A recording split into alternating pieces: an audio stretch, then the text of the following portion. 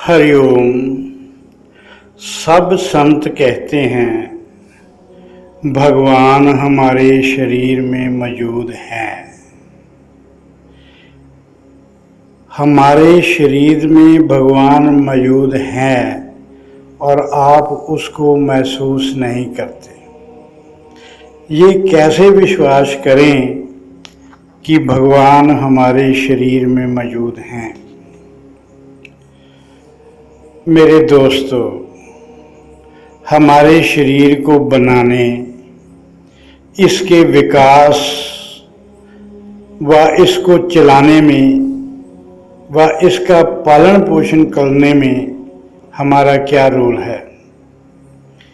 शिशु से जवान हुए, फिर बुढ़ापा आया, फिर शरीर का अंत हो गया।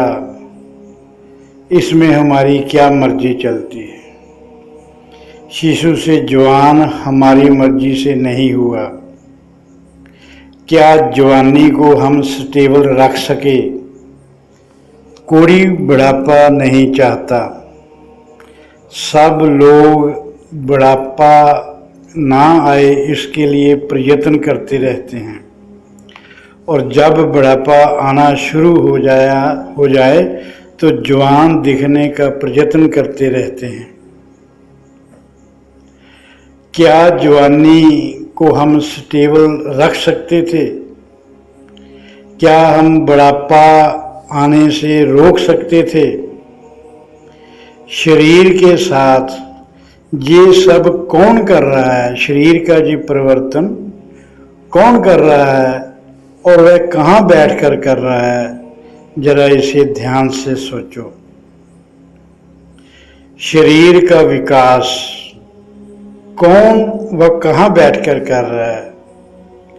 हमारे शरीर व इसके हर अंग का विकास बड़े ही सिस्टमेटिकली तरीके से होता है। वो अचानक तो हो नहीं सकता, बिना प्लानिंग से हो नहीं सकता। वो सब कौन कर रहा है और कहाँ बैठकर कर रहा है? अपने हाथों की उंगलियां देखो, सभी का विकास एक जैसा, और 4 की 4 उंगलियां, अंगूठा एक साइज का किसी का नहीं होता।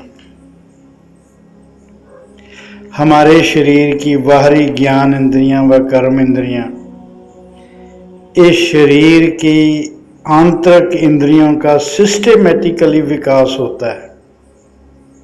ये सब कौन कर रहा है और कहाँ बैठकर कर रहा है?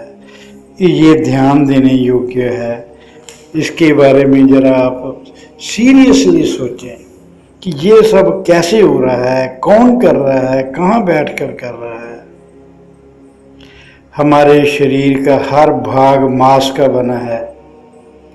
सारे शरीर में खून का प्रवाह होता है और ये खून की शक्ति से ही चल रहा है। मांस से बना हर अंग अलग अलग काम करता है। ये किसकी मर्जी से काम करता है, किसकी डायरेक्शन से काम करता है? सब मांस का बना है। ब्रेन मांस का बना है, जीभ मांस का बना है। ब्रेन में विचार उठते हैं, वो विचार जीभ बोलती है। ये कैसा निराला सिस्टम है। क्या एक अंग दूसरे अंग का काम नहीं कर सकता? क्या कान बोल सकते हैं? क्या आंखें सुन सकती हैं? नहीं, ऐसा नहीं हो सकता। शरीर की हर इंद्री को जो काम भगवान ने अलाट किया है वह वही करेगा, और इंद्रियों का कंट्रोल हमारे हाथ में नहीं है। मन के हाथ में भी पार्शियल कंट्रोल है, पूरा कंट्रोल नहीं है। फिर इन सब को आदेश देने वाला कौन है? वह कहाँ बैठकर इनको आदेश देता है? जो भी हम खाते हैं, उससे जो भी बनता है, वह हमारी मर्जी से नहीं बनता। फिर हर अंग तक पहुंचता है, जो भी उसमें बनता है वो हर शरीर के अंग तक पहुंचता है। इसमें हमारा क्या रोल है, हमारी क्या मर्जी चलती है, ये सब कौन कर रहा है, कहाँ बैठकर कर रहा है, इसका जरा विचार करो। शरीर का हर अंग मांस से बना परंतु अलग अलग काम करता है। एक अंग दूसरे अंग का काम नहीं कर सकता और ना ही हम इनसे अपनी मर्जी से काम करवा सकते हैं। ये किसके कंट्रोल में है, किसके निर्देश पर काम करते हैं। हमारे शरीर में ये सब चमत्कार कौन कर रहा है, कहाँ बैठकर कर रहा है। शरीर के अंदर जो अलग अलग अंग हैं उन पर तो हमारा कोई कंट्रोल नहीं। हार्ट हमारी मर्जी से नहीं धड़कता, फेफड़े हमारी मर्जी से सांस नहीं लेते। कोई भी शरीर का अंदरला अंग हमारी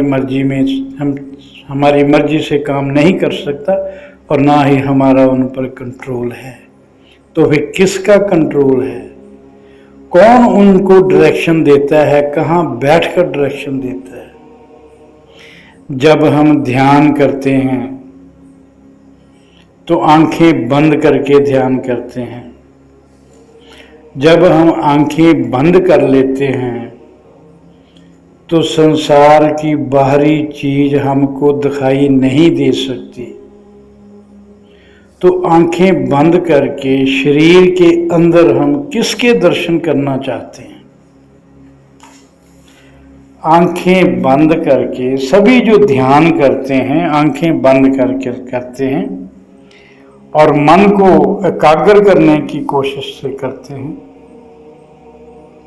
किसके दर्शन होंगे आंखें बंद करके?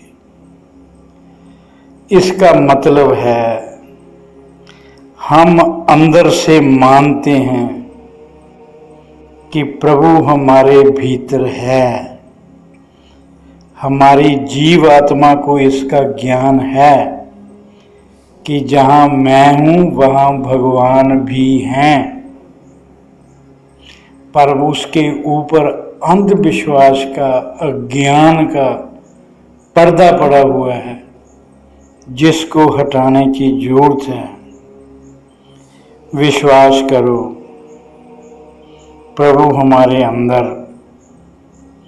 जब भी हमें प्रभु का अनुभव होगा तो सबसे पहले शरीर के अंदर होगा, उसके बाद हर जगह होगा, ब्रह्मांड के हर कण कण में होगा और महसूस होगा कि प्रभु के सिवा और कुछ नहीं है।